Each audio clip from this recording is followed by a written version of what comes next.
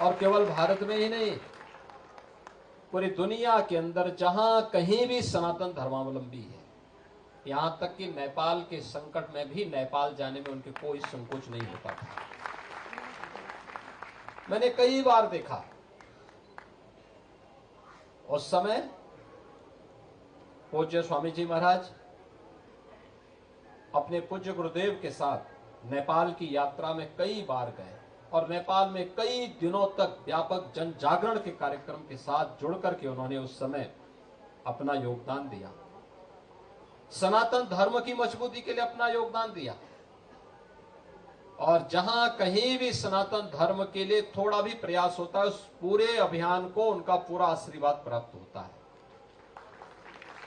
ये मेरे लिए और महाकुंभ आयोजन समिति से जुड़े हुए सभी उत्तर प्रदेश वासियों के लिए, पूज्य संतों के लिए आज का दिन अत्यंत महत्वपूर्ण है। और मैं आज ही इसीलिए केवल इस कार्यक्रम में भाग लेने के लिए आया हूं। जब मुझे पता लगा कि मणि जी ने मुझे इसके बारे में बताया कि पूज्य स्वामी जी का आगमन प्रयागराज में हो रहा है, तो मैं आज अपने सारे कार्यक्रमों को स्थगित करते हुए उनसे मुलाकात करने के लिए, उनसे मिलने के लिए, आवश्यक बातचीत करने के लिए, सनातन धर्म और महाकुंभ के आयोजन से संबंधित मुद्दों पर चर्चा करने के लिए विशेष रूप से मैं भी यहाँ पर उपस्थित हुआ हूँ।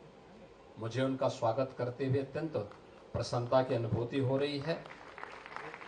उन्होंने बड़ी कृपा पूर्वक इस आयोजन में भागीदार बने। आते ही संगम में जाकर के सबसे पहले आस्था की पवित्र डुबकी लगा करके मां गंगा का पूजन करते हुए, राष्ट्र कल्याण के लिए यज्ञ का आयोजन करते हुए, और अब यहाँ पे अपने आशीर्वाद प्रदान करने के लिए वे हमारे बीच में उपस्थित हुए हैं। मैं उनका हृदय से अभिनंदन करता हूँ, स्वागत करता हूँ। उनका आशीर्वाद कांची कामकोटि पीठ का यह पावन आशीर्वाद सदैव सनातन धर्म और उत्तर प्रदेश वासियों पर बना रहे, देशवासियों पर बना रहे, यही मैं उनसे इस अवसर पर विनम्र प्रार्थना करता हूं। इस अवसर पर श्री शंकरपुर पीठाधीश्वर जगतगुरु पूज्य स्वामी विद्या विनोद श्री कृष्णानंद तीर्थ महास्वामी जी महाराज का भी यहाँ पर आगमन हुआ है। पूज्य स्वामी जी का यहाँ पर आगमन हम सबको अत्यंत आनंदित कर रहा है। इस सनातन धर्म से जुड़ी हुई वे पीठ है जिन्होंने सम और विषम दोनों परिस्थितियों की परवाह किए बगैर सनातन धर्म के लिए मजबूती के साथ खड़े होकर के उन मूल्यों और आदर्शों की रक्षा के लिए अपने आप को समर्पित किया है, जिनकी आधारशिला पर सनातन धर्म का सुदृढ़ भवन बना हुआ है। और ये हम सबके लिए गौरव का विषय है।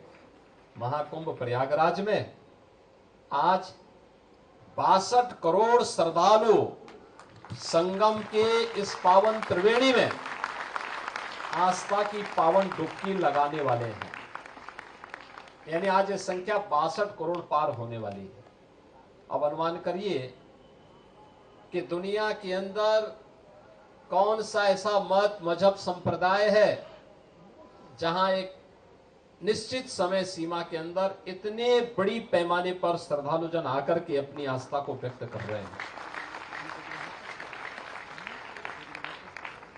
और ये सनातन धर्म के अनुयायियों की ओर से अपने पूज्य संतों, भारत की ऋषि परंपरा के प्रति, अपनी देव परंपरा के प्रति, अपने पर्व और त्योहारों के प्रति कृतज्ञता ज्ञापित करने का यही एक माध्यम बना है। उन्हें थोड़ा सा अवसर मिला तो हर सनातन धर्मावलंबी प्रयागराज में आकर के अपनी आस्था को व्यक्त कर रहा है। बहनों और भाइयों, अगर हम भारत की बात करते हैं तो पूरे देश के अंदर या पूरी दुनिया के अंदर 120 करोड़ सनातन धर्मावलंबी है। 120 सनातन धर्मावलंबी का मतलब आधा सनातन धर्मावलंबी तो यहां पे आस्था की पवित्र डुबकी लगा चुका है। उससे ज्यादा लोगों ने डुबकी लगा लिया है और आधे से अधिक लोगों ने डुबकी लगाया। यानी एक परिवार में अगर 4 से 5 सदस्य माने तो एक परिवार के कम से कम 2 से 3 सदस्यों ने आस्था की पवित्र डुबकी में भागीदार बन लिया। यानी हर परिवार इस आयोजन में भागीदार बन रहा है और आज इन पूज्य संतों का आशीर्वाद इस आयोजन को प्राप्त हो रहा है।